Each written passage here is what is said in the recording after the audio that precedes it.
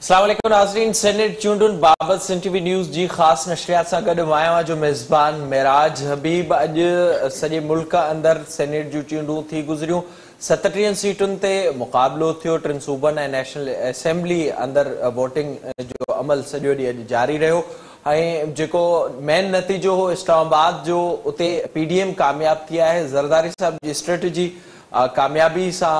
अॻिते हले पई ऐं PDM जो उम्मीदवार यूसुफ रज़ा गिलानी कामयाब थियो। जॾहिं त ॿियनि सूबनि जी सूरत हाल बि अवां जे साम्हूं रखंदासीं। हिन वक़्तु जेका सेनेट जी ओवरऑल सिचुएशन बीहे थी उन बाबति अवां खे आगाह कंदा हलो, छो त अॼु बिलावल भुट्टो ज़रदारी पारां इहो बि ऐलान कयो वियो आहे त यूसुफ रज़ा गिलानी खे सेनेट जो चेयरमैन बणायो वेंदो। इहा स्ट्रेटेजी हुई जमात जी। हिन वक़्तु जेका पार्टी पोज़ीशन बीहे पई सेनेट में उन बाबति ॿुधाईंदा हलो त अॼु जे चूंडुनि में जेके नतीजा साम्हूं अची विया आहिनि उन खां पोइ सेनेट में पाकिस्तान तहरीक इंसाफ़ जा 25 मेंबर आहिनि ऐं जॾहिं त पाकिस्तान पीपल्स पार्टी वटि 21 मेंबर आहिनि ऐं PMLN 17 मेंबरनि सां मौजूदु आहे। बाप 13 मेंबरनि सां मौजूदु आहे सेनेट में। 5 UFA जा, MQM जा 3, BNP मैंगल जा 3, NP जा 2, पश्तूनख्वा मिली अवामी पार्टी जा 2, नेशनल पार्टी जा 2, हिकु GDA, हिकु जमायत इस्लामी ऐं काफ़ली जो 1, 5 इंडिपेंडेंट आहिनि। टोटल जेको ही तादाद वञी बीहे थो 100 वञी बीहे थो। ऐं अॼु खां जेके सूरत हाल हिन वक़्तु साम्हूं आहे उन मूजिबि हुकूमत ऐं उन जे इत्तेहादियुनि वटि 43 मेंबर सेनेट जे में मौजूदु आहिनि, जॾहिं त 51 मेंबर पोइ बि PDM जे जमातुनि जा थियनि था। ज़ाहिर वक़्त जी स्ट्रेटेजी ॿुधाईंदी। जॾहिं रिज़ल्ट साम्हूं आयो उन खां पोइ इहो ॿुधोसीं असां त के तब्दीलियूं अची सघनि थियूं ऐं वाज़ अंदाज़ में वज़ीर आज़म इमरान ख़ान जी सदारत हेठि हिकु इजलास शुरू थियो वज़ीरनि मुशीरनि जो। उन खां पोइ प्रेस कॉन्फ्रेंस कई वई यूसुफ रज़ा गिलानी पारां। उन पारां इलेक्शन कमीशन ते इल्ज़ाम बि मढ़िया विया। इहो बि ॿुधायो त वज़ीर आज़म इमरान ख़ान एतमाद जो वोट हासिल कंदो। इन सॼी सूरत हाल ते पाण प्रोग्राम में ॻाल्हाईंदासीं। मूंखे स्टूडियो में जॉइन कयो आहे सिंध टीवी न्यूज़ जा director news and current affairs आहिनि शुएब कुरैशी साहब। सर वॾी महिरबानी, thank you so much join करण जे लाइ। मूंखे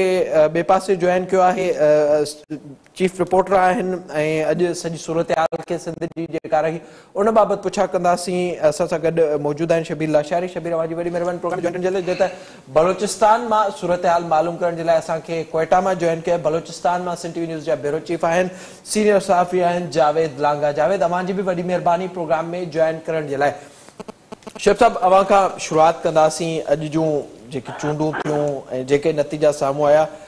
अवां कीअं पिया ॾिसो सूरत हाल खे ऐं यकीनन हिन वक़्तु हुकूमत जे लाइ ॾुखियाई वधंदे नज़र अचनि पियूं? बिल्कुलु, वॾी महिरबानी मेराज। अॼु सॼो ॾींहुं जेका आहे उहा हूअं त सेनेट जी गहमागहमी हुई 3 असेंबलियुनि में, चौथी जेका क़ौमी असेंबली में 3 सूबा आहिनि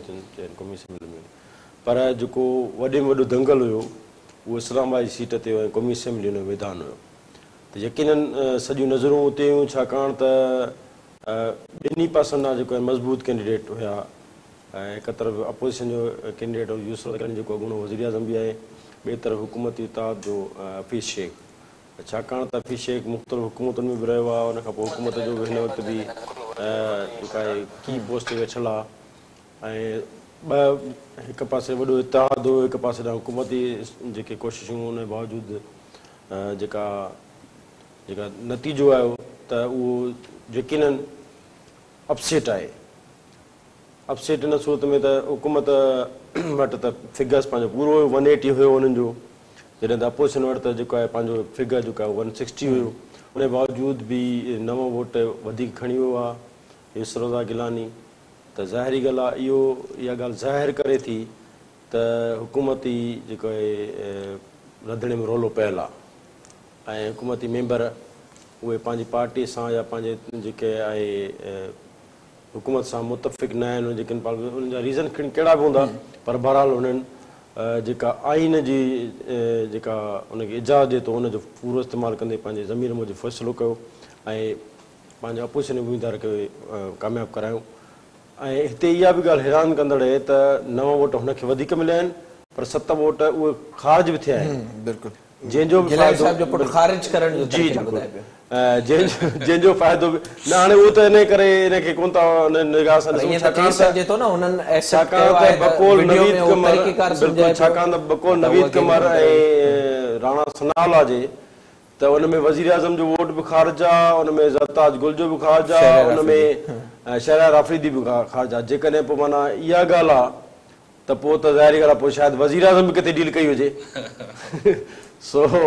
मतलब इहो आहे हुकूमत ईअं बि नथी चई सघिजे त हुकूमत नथी चई सघे, बिल्कुलु इहा नथी चई सघे। छा हुननि इहो अॼु बि जॾहिं पाण थोरी देरि अॻु में प्रेस कॉन्फ्रेंस कई वज़ीरनि, त हुननि 7 वोट ख़ारिज थियण खे बिल्कुलु हुन ते शक जी निगाह सां ॾिठो आहे ऐं वीडियो जो ज़िक्र बि कयो अथनि,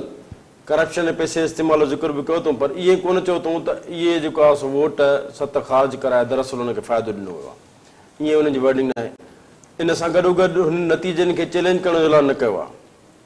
पर छाकाणि त हिन सॼी जेको आहे यूसुफ गिलानी जे खटण सां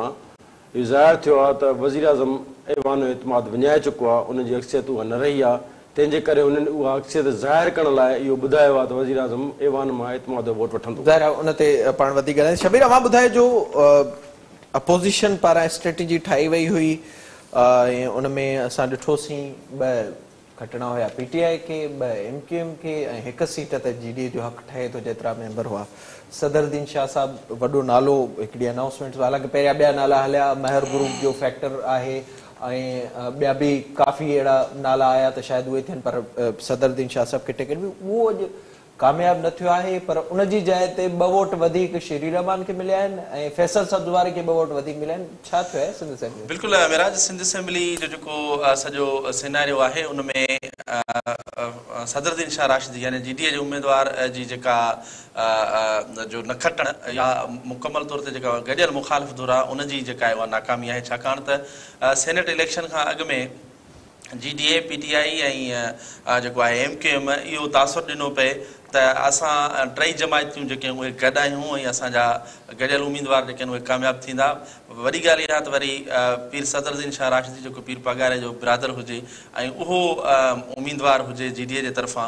उहो उम्मीदवार हाराए वञे, इहा मां सम्झां थो वॾी सवालिया निशानी आहे गॾियल मुखालिफ़ धुर जी उन ते। छाकाणि त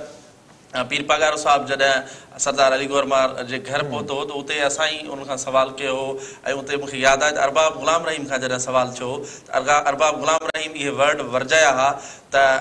PTI MQM ऐं GDA जो गॾियल इतिहाद आहे ऐं हीअ असांजा सभई जेके आहिनि उहे गॾियल उम्मीदवार आहिनि। छाकाणि सैफ़ुल्लाह अबड़ो बि उते मौजूदु हुयो उन मीटिंग में ऐं उन मां उहो तासुर आयो हो त वाक़ई इहे 3 जेके आहिनि उहे गॾियल आहिनि। पर अॼु अमली तौर ते असां ॾिठो त PTI ऐं MQM GDA सां हथ करे विया आहिनि ऐं जंहिंजे करे ई GDA जो जेको उम्मीदवार आहे पीर सदरुद्दीन शाह राशिदी उहो हाराए वियो आहे। ॿिए पासे जेकॾहिं पीपल्स पार्टी जी कामयाबी या नाकामी ते पाण नज़र विझंदासीं त पीपल्स पार्टी जा 5 सेनेटर जेके आहिनि उहे रिटायर थिया हुआ ऐं उन्हनि अॼु 7 सीटूं जेके आहिनि उहे खटियूं आहिनि। जेतोणीकि चयो इहो पियो वियो त पीपल्स पार्टी 8 सीटूं या 9 सीटूं कढंदी, पर 8 या 9 सीटूं न कढी सघी। पंहिंजे अददी हिसाब सां पीपल्स पार्टी पंहिंजूं पूरियूं सीटूं कढियूं आहिनि। 5 सेनेटर उन्हनि जा रिटायर थिया हुआ ऐं उन्हनि 7 सीटूं। इन ते थोरो वधीक ॻाल्हाईंदासीं छो त इहे ख़बरूं बि अचनि पियूं त शायदि उहे कराची जा MNA हुआ जेके मथे वोट ग़लति ॾेई आहिनि या गिलानी साहब जी जिते वीडियो कमु कयो आहे। जावेद, तव्हां बलोचिस्तान जी सूरत हाल बाबति आगाह कजो, जेतोणीकि जेको पहिरियों फार्मूला जी ॻाल्हि थिए पई ऐं PDM खे इहा ऑफर ॾिनी वई हुई त अव्हांखे 4 मेंबर आहिनि उहे अव्हां पंहिंजो चूंडायो, पर उनखे रद्द कयो वियो, पर नतीजा उन ई तरीक़े सां नज़र अचनि पिया। बलोचिस्तान में अॼु सॼो ॾींहुं कीअं रहियो ऐं नतीजनि में अव्हां कहिड़ी तब्दीली ॾिसो पिया? जी, कल राति जेका डेवलपमेंट थियो मेराज, अपोज़िशन ऐं हुकूमत दौर में जेका ॻाल्हि ॿोल नाकाम थी ऐं उनखां पोइ वज़ीर आला बलूचिस्तान जाम कमाल जो अटैम्प्ट कयो सरदार यार मंदिरनि जे घर वञी, उनखां पोइ सूरत हाल घणी जेका आहे तमामु क्लियर थी वई हुई ऐं सरदार यार मंदिर पंहिंजे पुट खे जेको हथ खणाइण जे नतीजे में राति ई जेको सिनेरियो हो उहो डेवलप थी वियो त शायदि हुकूमती इतिहाद पंहिंजो जेको अददी आहे स्कोर उन मुताबिक़ सीटूं खणे ऐं अॼु सॼो ॾींहुं का ख़ासि डेवलपमेंट इन करे कोन हुई। बाक़ी जेका नफ़्सियाती हमला हुआ PDM सरदार अख्तर महगल उहे अॼु असांखे ॿुधण में आया ऐं नतीजा बलूचिस्तान में को वॾो अपसेट न थियो, बल्कि PDM खे एतिरो एज मिलियो त शायदि हू हिकिड़ी सीट कढी सघनि पिया। साजिद तरीन जी BNP महगल जो जेको एडवोकेट हो जनरल सीट ते ऐं उन हिकिड़े वोट जे मार्जिन तां हारायो आहे ऐं उन्हनि खे वोट वधीक मिलिया आहिनि, पंहिंजी स्ट्रेंथ खां वधीक मिलिया आहिनि। त बलूचिस्तान में को वॾो अपसेट न थियो आहे ऐं मेजॉरिटी बाप पार्टी खटी आहे जेका अॻु में बि हिते पॉलिटिकल डार्लिंग आहे बलूचिस्तान में ऐं उन्हनि पंहिंजो कंसोलिडेट कयो आहे। त बलूचिस्तान जे हवाले सां PDM पंहिंजी पोज़ीशन खे बरक़रार रखियो आहे। ऐं जॾहिं त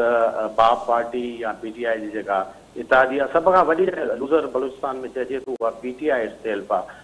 जो सेकंड लार्जेस्ट पार्ट हुजण बावजूदि उन्हनि जो बज़ाहिर को बि जेको उम्मीदवार उहो साम्हूं न आयो आहे। अब्दुल कादिर कामयाब थियो आहे ऐं ज़ाहिर जेके PTI टिकट ॾिनी इख़्तिलाफ़ थिया, वरी पोइ उन ख़िलाफ़ जेको PTI जो उम्मीदवार उहो विड्रा करे पियो, उन हवाले सां थोरो आगाह कजो न, घणा वोट खया आहिनि ऐं PTI उन जे अंदरि खाली सपोर्ट कई आहे?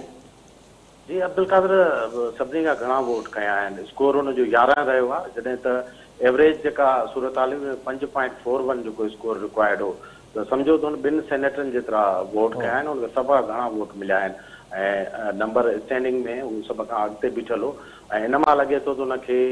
समूरा वोट मिलिया आहिनि जेके हुन सां कमिटमेंट थियल हुई। ऐं अॼु सॼो ॾींहुं अब्दुल कादिर डिस्कस थींदो रहियो आहे ऐं उन ते मुख़्तलिफ़ हवालनि सां मीडिया में, सोशल मीडिया में ॻाल्हियूं बि थियूं त उहो तकिड़ो कैंडिडेट आहे ऐं उहो सरमाएदार आहे, इस्लामाबाद बेस्ड आहे, त उन बलूचिस्तान सां उनजो तालुक़ु आहे, पर उनजा सॼा स्टेक इस्लामाबाद में आहिनि ऐं सॼी लॉबिंग बि उते कई। पहिरियां PTI जो उम्मीदवार, उन खां पोइ बाप ओनरशिप कई ऐं वज़ीर आला जाम कमाल जेका आहे उनजी सॼी ओनरशिप कई ऐं अॼु उहो ज़ाहिर थियो त उनखे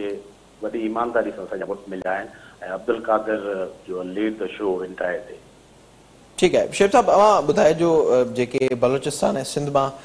नतीजा साम्हूं आया आहिनि, जीअं सदरुद्दीन शाह साहब जो ज़िक्र कयोसीं या अब्दुल कादिर जो ज़िक्र कयोसीं, जहिड़ो तरीक़े कयो आहे, कीअं पिया ॾिसो इन क़िस्म जूं जेके शयूं थियनि थियूं, जेके ॼाणियूं कराए माण्हू फिरी था वञनि ऐं कुझु सां थियनि थियूं त उन्हनि खे फेराए ॿियनि पार्टियुनि में आंदो थो वञे, तरीक़ेकार में तब्दीली आंदी थी वञे, इनखे कीअं था ॾिसो? सर, ही मेरा साहब सां ॻाल्हि ईअं त ही सॼी जेके शयूं आहिनि, इहे ख़ासि तौर सिंध जी जेका बि हिननि ठाही सेटिंग, उहा सॼी जेका आहे उहा मथे क़ौमी असेंबलीअ जी जेका आहे यूसुफ रज़ा गिलानी खे जेको वोट खे नज़र में रखी ठही वई। जेकॾहिं MQM सां ॻाल्हियूं थियूं ऐं GDA सां ॻाल्हियूं थियूं त ज़ाहिरी ॻाल्हि आहे इहो ई हुयो त जेकॾहिं मथे तव्हां सपोर्ट कंदव त हेठि तव्हांजी सपोर्ट कंदासीं। त MQM जूं जेके सीटूं मिलियूं आहिनि उहे इन ई स्ट्रेटजी जो नतीजो आहिनि। जेकॾहिं MQM खे हिते वोट मिलियो आहे त मथे ज़ाहिरी ॻाल्हि आहे उन्हनि एतमाद ॾिनो हूंदो, हुन ज़ाहिरी ॻाल्हि आहे यूसुफ रज़ा गिलानी हिमायत कई हूंदी या किथे न किथे हुनखे सपोर्ट कयो हूंदो। जेके वोट वधीक आहिनि में इहो ई थी सघे थो त MQM जा बि सीटियूं आहिनि, GDA जूं बि 3 सीटियूं हुयूं, PTI जा कुझु माण्हू हुया। त इहे जेका सेटिंग मूंखे लॻे थी त उहा इन ई सिलसिले जी कड़ी थी सघे थी। होॾे मथे तव्हां सपोर्ट कयो, हेठि त असां तव्हांखे सपोर्ट कंदासीं। उन में ज़ाहिरी ॻाल्हि आहे जेकॾहिं मथे सतह ते इहा सेटिंग थी वञे त उते सदरुद्दीन शाह त ज़ाहिरी ॻाल्हि आहे हुन हर कंहिंखे पंहिंजी पार्टी पंहिंजी सीटुनि जी लॻंदी, पोइ हुन सदरुद्दीन शाह थोरी लॻंदो। MQM पंहिंजी सीट कढी आहे, फैसल आबडा पंहिंजी सीट कढी आहे, सैफ अब्दुल्ला पंहिंजी सीट कढी आहे, पंहिंजे बल ते सीट कढी आहे। त इहे सीटूं कढियूं आहिनि ऐं कुझु जेको आहे उन मथी सीट यूसुफ रज़ा गिलानी हिमायत हासिलु करण लाइ हिते हिननि जी सपोर्ट कई वई आहे। हिते त थी वई सही सिधी इहा ॻाल्हि आहे। बलूचिस्तान में जीअं जावेद साहब ॿुधायो त उते त नतीजा तक़रीबन ईअं ई हुआ कैलकुलेटेड जीअं आया आहिनि ऐं उते जिन खे उनखे खटाइणो हुयो उहे खटी आया आहिनि। त जेको असां चऊं था त एस्टेब्लिशमेंट न्यूट्रल रही आहे, त कंप्लीट न्यूट्रल बि कोन थी नज़र अचे ऐं कंप्लीट जेको आहे इन्वॉल्वमेंट बि नज़र नथी अचे। माना जिते जिते हुननि जो इंट्रस्ट हुयो उते वॾो इंट्रस्ट हुकूमत आहे न, हुकूमत आहे, ज़ाहिरी ॻाल्हि आहे, IMF जो माण्हू सभु कुझु आहे, पर ज़ाहिरी ॻाल्हि आहे उते कुझु शयूं अहिड़ियूं त जिते हुकूमत बि नथी बीह सघे न। छाकाणि त ॾिसो कल्ह जी जेका मीटिंग हुई MQM जी, मूंखे थोरो मूंखे का पक कोन्हे, पर जेके शयूं लॻनि थियूं त MQM जो बिल्कुलु जेका MQM जी हिमायत रही आहे यूसुफ रज़ा गिलानी खे। छाकाणि त कल्ह जेका वज़ीर आज़म सां मुलाक़ात थी MQM जो जी, उन खां पोइ जॾहिं वापसि आया हुआ त उन्हनि जेका ख़ालिद मक़बूल सिद्दीक़ी जेका स्टेटमेंट हुई उहा आई त ईअं हुई त वज़ीर आज़म सां असांजी मुलाक़ात अॻु जहिड़ी हुई। मतिलबु हुनजी का अहिड़ो पुरुमीद कोन हुयो त असांखे थी वेंदो। हुननि जेके मुतालबा रखिया उहे न पूरा थियण जहिड़ा हुया। हुननि मुतालबो रखियो त भई ईंदड़ साल तव्हां आदमशुमारी करायो, कोन थी मुमकिन थी सघे। हुननि चयो त भई कराची पैकेज जो जेको आहे उहो कमु तेज़ कयो, उहो कोई नज़र नथो अचे। हुन 100 कारकुन मिसिंग ॼाणाया, हुनजी बाज़ियाबी जो मुतालबो कयो, फौरी तौर ते का अहिड़ी शइ नज़र नथी अचे। त मां इहो सम्झा थो त हुननि हिकिड़ो ईअं अटेम्प्ट कयो या ईअं घणी ॻोल्हा मुतालबा रखिया नतीजे में जेकॾहिं किथे का ॻाल्हि निकिरे त चई सघिजे त भई तव्हां बि त असांजो जेको आहे उहो कोन असांजे एतमाद ते पूरा नथो या तव्हां असांखे मुतालबा पूरा न कया त इहे सभु शयूं उनजे हिन सिलसिले में हेॾां बलोचिस्तान जी ॻाल्हि सिधी सिधी क्लियर कट हुई ऐं उनजे बावजूदि जीअं जावेद साहिबु ॿुधायो त JUI बि हितां खटी आई आहे ऐं पंहिंजो BNP मैंगल बि सीट कढी आई आहे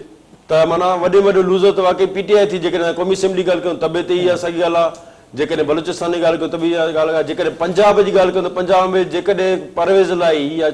क्यू लीग या चौधरी शुजात जेकॾहिं बार्गेनिंग न करे आहे जेकॾहिं उन खां सेटिंग न करे आहे त शायदि उते बि उहा कुझु न कुझु सीट लूज़ करे आहे पर उन सेटिंग जे करे 5 नून लीग खे मिलियूं 5 जेके PTI खे मिलियूं ऐं 1 क्यू लीग खे मिली त हीअ सॼी जेका आहे उहा मां सम्झां थो त जेका PTI खे जेका शिकस्त थी आहे हिकिड़ो त हुनखे पंहिंजे वात मारायो आहे डिलीवरी अथनि कोन ऐं नंबर टियों इहो त हू हद खां वधीक जेको आहे पुरअतमाद नज़र आया ॿुधाए जो जेका काल्ह वीडियो साम्हूं आई जंहिंमें गिलान साहिब जो पुटु तरीक़ेकार सेखारे पियो उन्हनि मेंबरनि खे त कीअं वोट ज़ाया करणो आहे ऐं PTI पारां जॾहिं हुनजा फोटो साम्हूं आया गेम चेंजर उन्हनि खे वॾी कामयाबी करार ॾिनो वियो त स्टिंग ऑपरेशन कयो आहे PTI जे MNAs पारां हुन जो तालुक बि कराची सां ॿुधाए पियो छा किथे इहो फैक्टर बि कमु करे वियो आहे जो PTI कमु करे वई आहे साॻी फैक्टर जेको क़ौमी असेंबली वारो नज़र आयो पियो हुन वीडियो में उहो असांखे सिंध असेंबली में बि उनजी झलक नज़र आई मिराज सिंध असेंबली में बि 10 या 9 वोटनि जो जेको आहे उहो घपलो नज़र आयो आहे असांखे जंहिंमें 3 वोट जेके आहिनि उहे त पीपल्स पार्टी खे वधीक मिलिया आहिनि ऐं 5-6 वोट जेके आहिनि उहे ख़ारिज बि थिया आहिनि ऐं ख़ारिज थियण वारो जेको आहे उहो साॻियो नुस्ख़ो नज़र अचे थो जेको उहो ई नुस्ख़ो मथे असां नज़र आयो पए त इहो सॼो फॉर्मूलो जेको आहे सम्झो सिंध असेंबली में बि पंहिंजायो वियो आहे ऐं पाकिस्तान पीपल्स पार्टी खे ईअं सम्झो त इन सूरत में 10 वोटनि जी सपोर्ट हासिलु रही आहे पंहिंजनि मेंबरनि खां वधीक जेका औरतुनि वारी सीट आहे उनमें तव्हां ॾिसंदो त 3-4 वोट उन्हनि खे वधीक मिलिया आहिनि ऐं उन्हनि सीटुनि ते जेका ॻणप थी आहे उनमें 6 वोट जेके आहिनि ख़ारिज निकिता आहिनि उनजो मक़सदु आहे त इहे 10 वोट जेके आहिनि उहे इज़ाफ़ी वोट आहिनि जेके ॿी ॻाल्हि इहा मेरा त ॾिसो या इंजीनियर साॻियो आहे या जेको आहे उहो जेका 2018 वारी इलेक्शन जो बदिलो आहे जो जीअं 2018 वारी इलेक्शन में नतीजा ईअं थिया त या फॉर्म 45 गुम थिया या जेको आहे वोट इलाही ज़्यादा इलाही ख़ारिज थिया हुया नतीजे जेको आहे हुकूमती कैंडिडेट सेनेट चेयरमैन जी चूंड जो चूंड जो बदिलो बि थी सघे थो त इहे मां उहे चवंदो त या त इंजीनियर साॻा आहिनि या जेको आहे बदिलो वठी ख़ासि तौर ते इहा सॼी स्ट्रेटजी तयारु कई वई आहे पर बहरहाल इंजीनियर हिन पासे पार्टी में ॿी जेका दिलचस्प ॻाल्हि आहे सिंध में ख़ासि तौर ते उहा इहा आहे त PTI जा मेंबर खुलियल नमूने पंहिंजी पार्टी सां बग़ावत उन ते मां ईंदुसि जावेद साहब अवां ॿुधाए जो ज़ाहिरा बलोचिस्तान जे हवाले सां हमेशह इहो रहियो आहे महरूमियुनि जो सूबो ऐं जंहिं तरीक़े सां अवां ॿुधायो पए अब्दुल कादिर खे जंहिं तरीक़े सां कामयाब करायो वियो त बलोचिस्तान में को अवां अॼु ॾिठी अहिड़ी का सूरत हाल त को एस्टेब्लिशमेंट जो फैक्टर रहियो हुजे या सभु मामला तक़रीबन तय थियल आहे या किथे तब्दीली नज़र आई वोटनि जे हवाले सां मुझे ख्याल में जो सॼी फोकस ऐं इम्पोर्टेंस हुई उहा इस्लामाबाद जी इलेक्शन मरकज़ जी इलेक्शन हुई इन करे सूबनि जी मुंहिंजे ख्याल में सानवी हैसियत हुई सवाइ सिंध ऐं ॿिया जेके बैटल ग्राउंड सूबा हुआ बलूचिस्तान खे हिन भेरे छॾियो वियो पंहिंजे हाल ते ऐं बलूचिस्तान जी अहमियत इन करे घटि थी वई जेका अदबी जेका पोज़ीशन हुई उन में घणो रदो बदल शायदि उनजी मैसेज ऐं उनजो जेको स्प्लैश आहे उहो एॾो पॉज़िटिव न वञे हा ऐं डिस्कस में अचे हा त शायदि का इंजीनियरिंग थिए पई ऐं इन करे जेका अददी सूरत हाल हुई उन छॾियो वियो ऐं बलूचिस्तान जेको अहिड़ो सूबो आहे जेका बि सेंटर में तब्दीली एॾी ज़ाहिर आहे हिकिड़ो पॉलिटिकल सिग्नल ऐं इशारे सां बलूचिस्तान तब्दील थींदो आहे इन करे बलूचिस्तान ते कंहिं बि क़िस्म जो ख़ासि सेनेट चूंडूं असरु न कंदियूं बाप पार्टी जे पस मंज़र जी सभिनी खे ख़बर आहे तव्हीं असीं ऐं सभु ॼाणूं था त उहा उनजी मेकिंग कीअं थी आहे ऐं उहे कहिड़े पासे कहिड़ी अलाइनमेंट में बीहंदा त असुल जेका इम्पोर्टेंस आहे उहा जीअं असांजा दोस्त वेठा आहिनि सीनियर उहे चवनि पिया मुंहिंजे ख्याल में एग्ज़िट स्ट्रेटजी जेका आहे उहा कुझु अहिड़े तरीक़े सां डिज़ाइन थियल आहे ऐं जीअं तव्हां इंजीनियरिंग जी ॻाल्हि पिया कयो ज़ाहिर आहे हल पॉलिटिकल जेको कोएगमा एरिया जेका दुगण हूंदी आहे उनखे एग्ज़िट स्ट्रेटजी हूंदी आहे अॼोकी जेका चूंड आहे मुंहिंजे ख्याल में उहा जस्ट बिगनिंग आहे ऐं जहिड़े नमूने सां हुकूमती कैंप में मायूसी ऐं जेके ख़बरूं अचनि पियूं एतमाद जो वोट वठण जा जेके सिग्नल्स अचनि पिया उहे उन स्ट्रेटेजी जो हिसो आहिनि ऐं उनजी शुरूआत थी वई आहे। ऐं बलोचिस्तान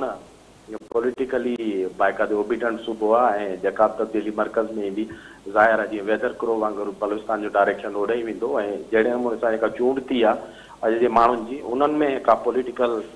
रेजिस्टेंस या जेका इंडिपेंडेंस आहे उनजो सवाल त तमामु घणो घटि आहे। इन करे बलोचिस्तान उन मर्कज़ी ॿेड़ी में शामिल हूंदो जेॾां इस्लामाबाद थींदो जेॾां सूरत हाल वेंदी। वॾी महिरबानी अवांजी जावेद लांघा साहब प्रोग्राम में वक़्तु ॾियण जे लाइ। ज़ाहिरी तौर ते अॼु जूं चूंडूं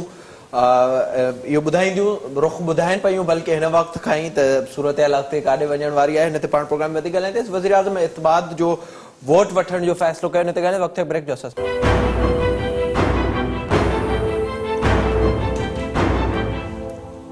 प्रोग्राम में एक बार ॿीहर भलीकार प्रोग्राम के सिलसिले के अॻिते वधाईंदासीं। असांखे हिन वक़्तु फोन लाइन ते जॉइन किया है सीनियर सहाफ़ी ऐं तज़िया निगार सिद्दीक़ साजिद साहब। सिद्दीक़ साहब अस्सलाम वालेकुम।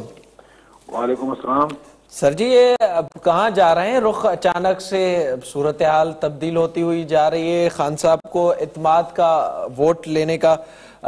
की जरूरत पड़ गई है। अब क्या हो गया है इस्लामाबाद में अचानक से?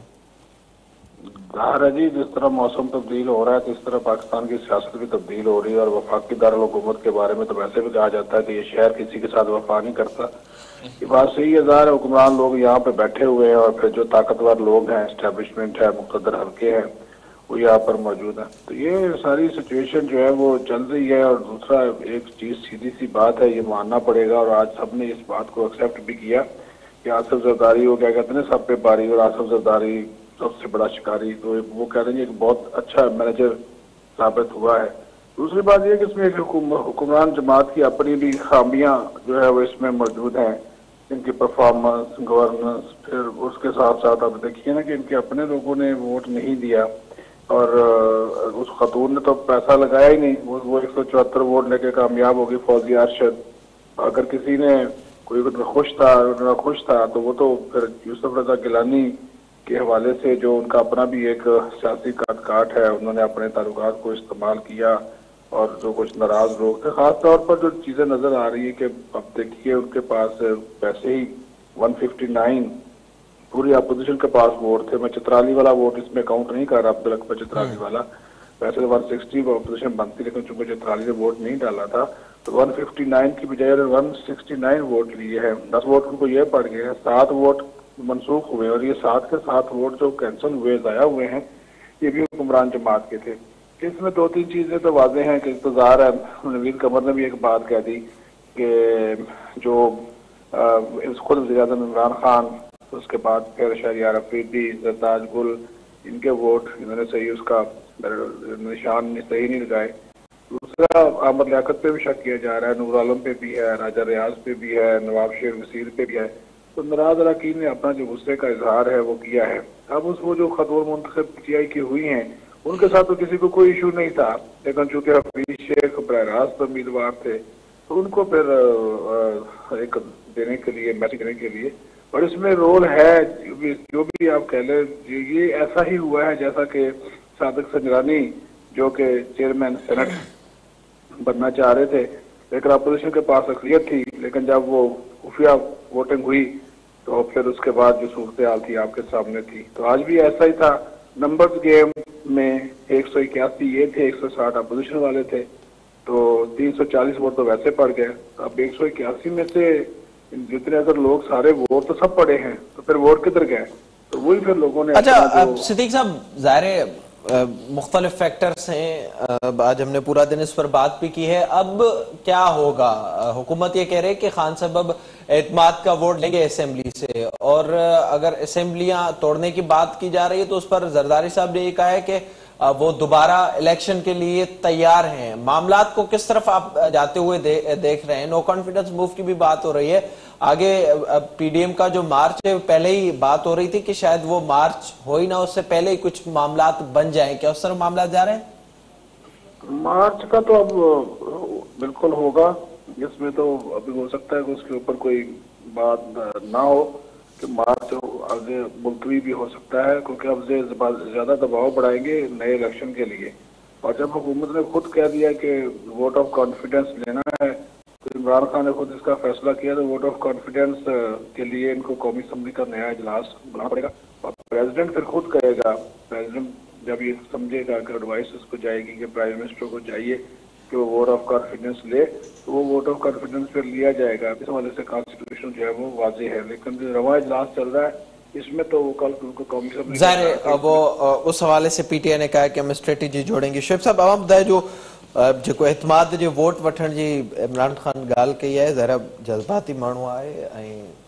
मामलो कंहिं तरफ़ बि वञी सघे थो, कीअं पिया ॾिसो? नो कॉन्फिडेंस अचे जेसि ताईं पाण ई हुन फ़ैसिलो कयो एतमाद जो वोट वठिणो आहे। हा, त पोइ को मसइलो कोन्हे,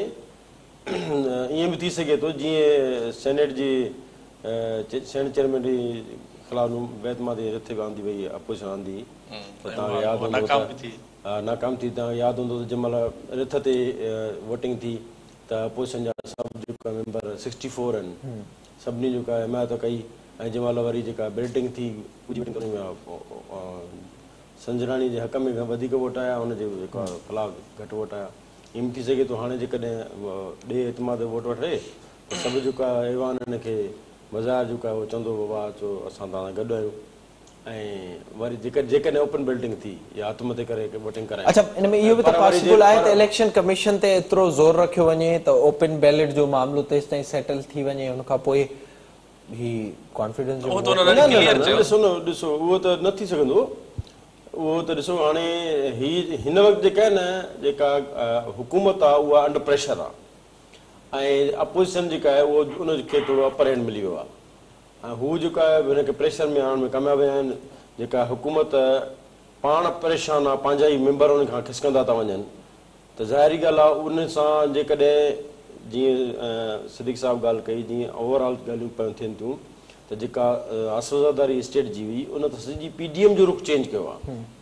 पीडीएम हिकिड़ी जज़्बाती हिकिड़े हुन में हलिया पिए मार्च धरना इस्तीफ़ाऊं उनजो सॼो टेम्पो घटाए ऐं हिन पासे ॾे वठी आयो त भई तव्हां जेको आहे सो बजाए जो पाण ऐं पंहिंजे कारकुननि ऐं सभिनी खे परेशान कयो या ॿियूं शयूं कयो, सुभाणे के टीं धुर खे अॻिते अचण जो मौक़ो मिले या वरी जेको आहे इलेक्शन थी वञनि त तव्हांखे हीअ जेको आहे सारी शइ थी वञनि, त तव्हां घटि में घटि जेको आहे सो स्ट्रेटजिकली हलो, सीनेट चूंड कढूं, हीअ जेको माण्हू घटायूं, उन खां पोइ नो कॉन्फिडेंस मूव कंदासीं। त हाणे उन्हनि खे नो कॉन्फिडेंस मूव करण खां रोकण लाइ वज़ीर पाण थो चए त मां एतमाद वोट वठंदुमि, पर ईअं बि थी सघे थो, ईअं बि हिन सां थी सघे थो त जेका उन महिल हिमायत कनि, पर जॾहिं अपोजिशन नो कॉन्फिडेंस मूव करे त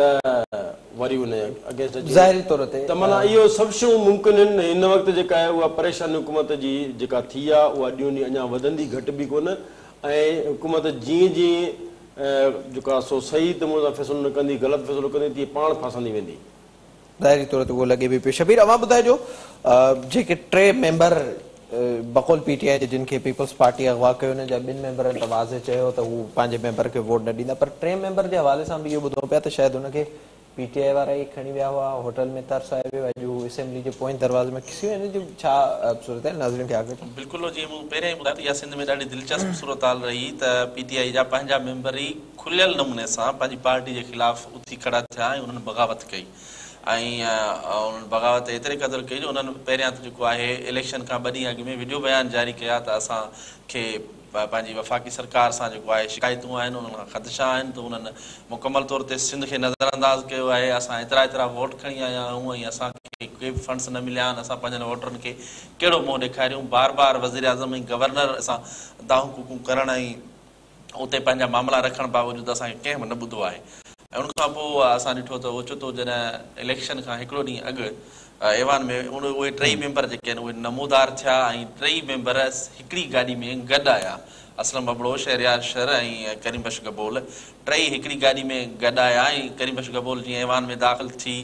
जेको आहे सिग्नेचर करे पंहिंजी सीट ते वेहण जी कोशिशि कई त उते पीटीआई वारा मेंबर अचनि था ऐं हुनखे चवनि था उथ असां सां ॿाहिरि हल, ऐं हू हुनखे ॿाहिरि वठी वञण जी कोशिशि करे रहिया। त इन दौरान जेको सो पीपल्स पार्टी मेंबर बि विच में अची विया त मथां हिन सां विढ़ण जे लाइ हिनखे ॿाहिरि वठियो था वञनि या हिनखे अगवा करण जे इरादे सां ॿाहिरि वठियो था वञनि त हिन जो बचाव करियूं। बकौल पीपी मेंबर ने पोइ जहिड़ो थियो हुन में असां ॾिठो त जहिड़े में जेको आहे पीटीआई मेंबर हिकिड़े मेंबर खे करीम बश खे पाण सां गॾु वठी वञण में कामयाबु थी विया ज़ोरी जीअं कंहिंखे अगवा कबो आहे उहो हिकिड़ो ड्रामो हुयो उहे ड्रामाई अंदाज़ सां उनखे पंहिंजी गाॾी में ज़ोरी विहारे गॾु वठी हलिया विया ऐं बाक़ी हुन सां गॾु आयल जेके ॿ साथी हुया उन्हनि ओॾी महिल ई ॿाहिरि निकिरी चयो त उहो असां सां गॾु हुयो ऐं हुन असां सां गॾु इहो फ़ैसिलो कयो त हू पंहिंजे पार्टी उम्मीदवारनि खे वोट न ॾींदो हाणे हू हुनजा जेके साथी मेंबर आहिनि पीटीआई जा उहे ई उनखे ज़ोरी अगवा करे या ज़ोरी पाण सां गॾु वठी विया आहिनि सो उनखां पोइ असां ॾिठो त उहे ॿई मेंबर पीपल्स पार्टी सां गॾु बीठा रहिया अॼु बि जॾहिं वोट ॾियण आया त असलम अबड़ो ऐं शहरियार शहर उहे पीपल्स पार्टी वारनि सां गॾिजी आया ऐं उन्हनि तासुर इहो ई डेवलप कयो इहो ई ॾिनो त उन्हनि पीपल्स पार्टी जे उम्मीदवारनि खे वोट कयो आहे करीम बश गबोल जंहिंखे पीपल्स पार्टी वारा ज़ोरी ज़बरदस्ती पाण सां गॾु वठी विया ऐवान में गेलियूं हुनजा कपिड़ा फाड़ियूं ऐं उनखे दसियऊं ऐं उनखां पोइ उनखे ॼण त मारे मञायूं जंहिंखां पोइ उहो वरी अॼु उन्हनि सां ई गॾु आयो ऐं उन इहो तासुर ॾियण जी ख़ुशी ख़ुशी उन इहो तासुर ॾियण जी कोशिशि कई त मां पीटीआई खे वोट ॾियां थो ऐं पीपल्स पार्टी वारनि खे त इहा जेका सूरत हाल ठही आहे सिंध में मां सम्झां थो उहा पीपल्स पार्टी जे फेवर में बि वञे थी त बाबा पीटीआई सिंध खे एतिरो नज़रअंदाज़ कयो आहे जेका सची ॻाल्हि बि आहे त जो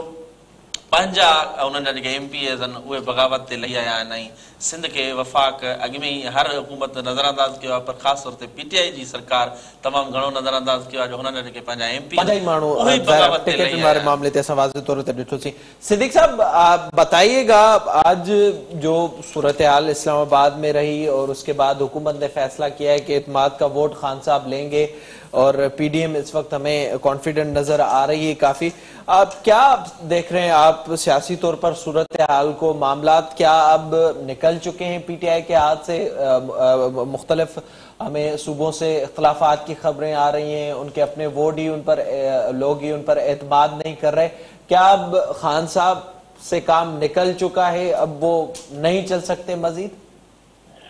सियासत जो है ना वो वाकई सीखनी चाहिए फजल रहमान से आसफ जरदारी और नवाज शरीफ से इमरान खान को वो सियासी आदमी नहीं है एक तो सबसे बड़ी वजह उनका रवैया है उनकी जो अना है उनका जो तकब्बर है वो सबसे बड़ा उनकी का बायस बना है उनके इस्लामाबाद की सीट पर सबकी नजरें थी वरना ये तो नहीं हो सकता कि आपके पास अक्सरियत हो और आप जो है वो 20-22 लोग जो है वो आपको एकदम आपको धोखा दे दे और एक अच्छा शख्स जिसके बारे में उम्मीद भी ना हो कि जीत सकता है वो जीत जाए इसमें है रोल जो आप बात कर रहे हैं एस्टैब्लिशमेंट का भी इसमें रोल है लेकिन इसमें आप अफसर जरदारी की जो बात है जब शेख साहब बात कर रहे थे उन्होंने इसको बड़े अच्छे तरीके से मैनेज किया है और वो तो जब वोट डालकर गए हैं तो मैं अब बहुत सी ऐसी चीजें हैं अगर वो बयान हम करते हैं तो वो नोटिस भी आ जाते हैं और पाबंदियां भी लग जाती हैं तो वो मैं नहीं चाहता तो ये इस वजह से कुछ ऐसी चीजें हुई हैं जो हमने अपनी आंखों से देखी क्योंकि मैं पूरा दिन पार्लियामेंट हाउस में मौजूद रहा कुछ लोग मिले आसफ जरदारी से मुफ्ती लोग मिले चैम्बर में मिले फिर उन्होंने ईंदानियां कराई 15 लोगों का टास्क दिया गया था बनाया गया उसको आने वाले दिनों में आप देखेंगे ये 15-20 लोग ऐसे होंगे जिनको टिकट मिलेगा नून लीग का क्योंकि नून लीग का टिकट पंजाब से लेकर खास कर रहे हैं तो फिर उसके साथ साथ मुस्लिम लीग काफ का एक किरदार है MPM के पास लोगों का इसमें एक किरदार है खुद पीटीआई के लोगों का किरदार है 2 MNA तो ऐसे थे मैं आपको बता देता हूँ सिर्फ नाम नहीं बताऊंगा लेकिन 2 MNA ऐसे थे जो मैनेज किए गए उन्होंने कहा कि हम बिल्कुल वोट देंगे खजानी को और उन्होंने वोट दिया और उनको उन्होंने एक आला शख्सियत के साथ यहाँ खाना भी खाया इस्लामाबाद में आज ही खाना खाया दोपहर का और उसके बाद वो वोट भी देकर गए तो ये चीजें हुई हैं सारी चीजें जिसका मैंने बताया कि इमरान खान का जो तरीका है असल में प्रॉब्लम बड़ी सबसे बड़ी ये है कि इमरान खान इस वक्त रिलाय कर रहे हैं नॉन इलेक्टेड लोगों पर और जो इलेक्टेड लोग हैं उनको इसकी तकदीर है और जितनी भी देखने में जितनी भी फैसला साजी है शहबाज गिल या हफीज खुद इस तरह के लोगों के अंदर ये गिरे हुए हैं तो फिर सारी की सारी सिचुएशन है ऐसी है कि जो कि आपके सामने जिसकी वजह से रिजल्ट जो है नजर हमें आया है ठीक है शिव साहब अवां ॿुधाए जो जेका हाणे सूरत हाल असां ॾिसूं पिया रुख ज़ाहिर आहे हाणे तय थींदो अॻिते जी सियासत जो ऐं ख़ान साहब जे लाइ इशारा ई काफ़ी आहिनि जेके मुख़्तलिफ़ सूबनि मां बि मिलनि पिया हमज़ा शहबाज़ बि आज़ादु थी वियो आहे मुस्लिम लीग नून जे लहजे में बि असां ॾिसूं पिया त उन में बि नरमी ईंदी पई वञे पाकिस्तान पीपल्स पार्टी वरी कॉन्फिडेंस सां चवे पई त अगरि हीअ असेंबली टोड़े थो त हू इलेक्शन लाइ तयारु वेठा आहिनि कीअं पिया ॾिसो अॻिते जी सूरत ॾिसो मां 2 शयूं जेको आहे उहो थोरियूं क्लियर कंदुमि हिकिड़ो इहो त जेके मुख़्तलिफ़ थ्योरीज़ या मुख़्तलिफ़ ॻाल्हियूं हलनि थियूं उन में इहा आहे त अर्ली इलेक्शन में शामिल आहे। जॾहिं मौलाना साहिबु धरणो हुयो तॾहिं उनखे मार्च जो चयो वियो, वरी कोरोना ॿिया कुझु रीज़न्स अची विया जंहिंजे करे उन मार्च खे वरी ॿियो मार्च अची वियो। उन खां पोइ हीअ जेके हितां खां मूव शुरू थी आहे या नेट जेका आहे ओसि ताईं वञी पहुचंदी जो अर्ली इलेक्शन वारी नौबत अची वञे। नंबर 1 त इहो त माना अर्ली इलेक्शन थी सघनि थियूं ऐं थियूं सभु पार्टियूं अपोज़िशन पार्टियूं उन तयारु आहिनि ऐं इन सां हुकूमत मां जांच ॾियण वारी ॻाल्हि बि थी वेंदी ऐं उनखे मौक़ो मिली वेंदो, इहे सभु शयूं थियूं। नंबर 2 त मां इहो वरी हिते अॼोकी इलेक्शन जे बारे में इहो चवंदुमि त हीअ इलेक्शन दरअसल जेका आहे उहा डेमोक्रेटिक फोर्सिस जी इन सूरत में फतह बि आहे त जंहिं ऐवान जो सरबराह हुयो यूसुफ रज़ा गिलानी ऐं उनखे जंहिं नमूने सां हटाए ऐं नाअल कयो वियो, अॼु उन ऐवान उनखे उहो मान मर्तबो ॾेई ॿीहर आंदो आहे। दरअसल इहो हिकिड़ो डेमोक्रेटिक उन्हनि बि सपोर्ट कई आहे जेके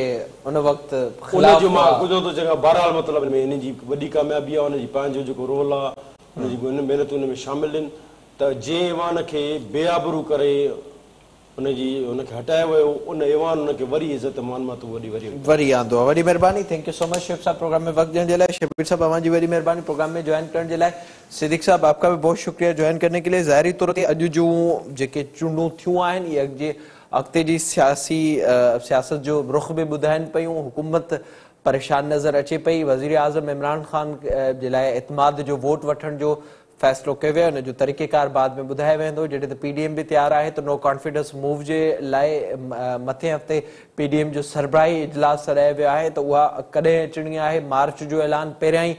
थियल आहे। सेनेट चेयरमैन जे लाइ यूसुफ रज़ा गिलानी जी नामज़दगी साम्हूं अची सघे थी पाकिस्तान पीपल्स पार्टी तरफ़ां ऐं सेनेट में हिन वक़्तु पार्टी पोज़ीशन जे हवाले सां ॾिसिजे त उते बि PDM में शामिल जमातुनि जो अंग वधीक आहे, उन में बि कामयाबी थी सघे थी। पर पाकिस्तान तहरीक इंसाफ़ जे लाइ वाज़े तौर ते लॻे पियो त ॾुखिया ॾींहं जेके कुझु ॾींहं पहिरियां खां शुरू थिया आहिनि ज़िमनी चूंडुनि में, नंढी चूंडुनि में जीअं चइनी सूबनि मां शिकस्त मिली, इत्तेहादी नाराज़ थिया। अॼु सेनेट में जेको सभ खां वॾो मुक़ाबिलो हो उन में बि शिकस्त थी आहे। लॻे पियो त पाकिस्तान तहरीक इंसाफ़ जे लाइ हाणे शायदि हलणु ॾुखियो हूंदो या वधीक तकलीफ़ूं ज़रूरी ईंदियूं। इन प्रोग्राम जो वक़्तु पंहिंजो पुॼाणी त पोइ त पंहिंजे मेज़बान मिराज हबीब खे ॾींदा इजाज़त। अल्लाह निगहबान।